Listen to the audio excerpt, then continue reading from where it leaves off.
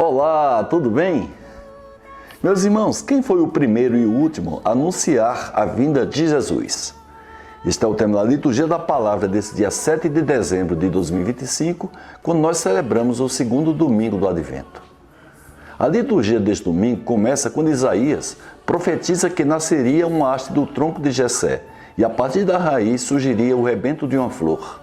Sobre ele repousaria o Espírito do Senhor, espírito de sabedoria e discernimento, espírito de conselho e fortaleza, espírito de ciência e temor de Deus. Ele traria justiça para os humildes.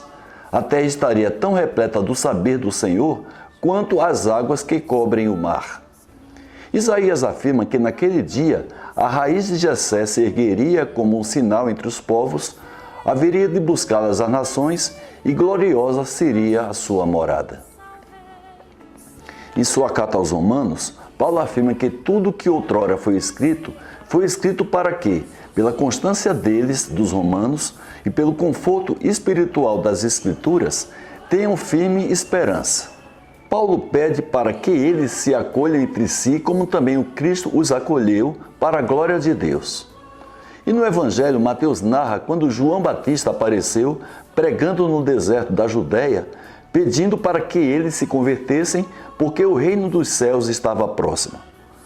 Lembrando que João foi anunciado pelo profeta Isaías, que disse que aquele seria a voz daquele que grita no deserto, para todos prepararem o caminho do Senhor e endireitassem as suas veredas. Os moradores de Jerusalém, de toda a Judéia e de todos os lugares em volta do Rio Jordão, vinham ao encontro de João. Confessavam os seus pecados e João os batizava no Rio Jordão.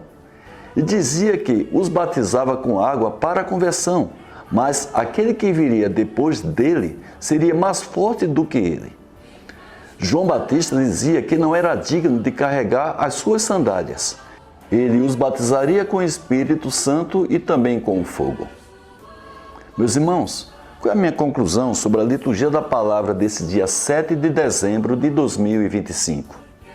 Que Isaías foi o primeiro profeta a anunciar a vinda de Jesus e a do próprio João Batista, que foi o último dos profetas. Aproximadamente 700 anos antes de Cristo, Isaías foi preciso em falar que o Messias seria da descendência de Jessé, o pai de Davi, e que seria enviado um profeta para preparar o caminho do Senhor, que seria João Batista. E João Batista cumpriu à risca o chamado do Senhor, gritando no deserto a vinda do Messias, batizando com água para a conversão, mas anunciando que viria aquele que batizaria com o Espírito Santo, o mesmo Espírito que habita em nós desde que fomos batizados, aquele que está ao nosso lado para nos defender até que recebamos Jesus em sua segunda vinda.